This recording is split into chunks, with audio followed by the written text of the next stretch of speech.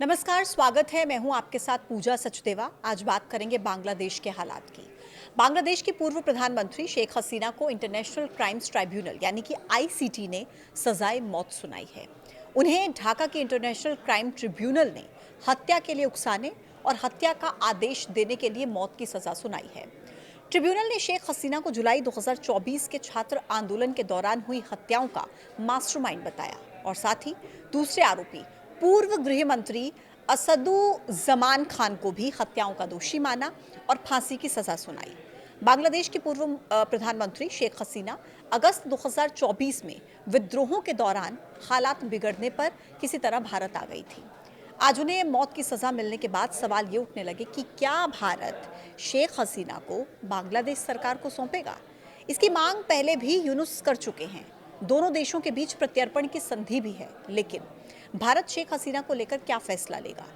देखिए, बांग्लादेश के विदेश मंत्रालय ने कहा है कि इन दो लोगों को, मतलब शेख हसीना को और अज़दुज़्ज़मान खान को, किसी भी दूसरे देश की तरफ से शरण देना बहुत गलत और न्याय का अपमान माना जाएगा। अब ऐसे में बांग्लादेश की तरफ से ये मांग की गई है कि शेख हसीना और अज़दुज़्ज़मान खान कमाल को तुरंत बांग्लादेश अधिकारियों के हवाले कर दिया जाए। दोनों देशों के बीच मौजूद प्रत्यर्पण संधि के मुताबिक भारत से ये मांग की गई है। अब आपको मैं ये बता देती हूँ कि भारत और बांग्लादेश के बीच की प्रत्यर्पण संधि है क्या। देखिए, भारत बांग्लादेश प्रत्यर्पण संधि यानी कि एक्स्ट्राडिशन ट्रीटी दोनों देशों के बीच अपराधियों को एक दूसरे के हवाले करने की कानूनी व्यवस्था है। ये संधि 2013 में लागू हुई थी। इसका उद्देश्य है कि गंभीर अपराध करने वाले आरोपी किसी भी देश में भागकर बच ना सके। संधि के तहत हत्या, अपहरण, आतंकवाद, हथियारों की तस्करी, मानव तस्करी, वित्तीय अपराध सहित अधिकांश गंभीर अपराधों में प्रत्यर्पण किया जा सकता है। हालांकि भारत बांग्लादेश की प्रत्यर्पण संधि में कुछ ऐसे प्रावधान हैं जिनकी वजह से भारत शेख हसीना को बांग्लादेश को सौंपने से मना कर सकता है। इस संधि के अनुच्छेद 6 के हिसाब से अगर अपराध पॉलिटिकल नेचर का है तो प्रत्यर्पण को मना किया जा सकता है।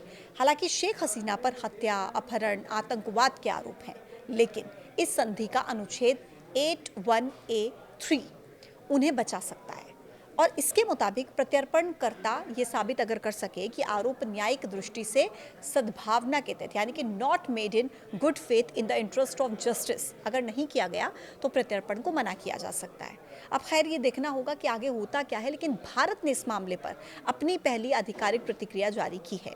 विदेश मंत्रालय ने कहा है कि वो इस फैसले का संज्ञान ले रहा है।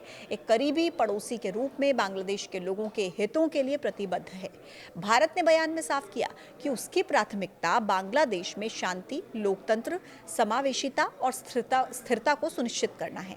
मंत्रालय ने यह भी कहा कि हम हमेशा बांग्लादेश के लोगों और उनके हितों के साथ खड़े रहे हैं।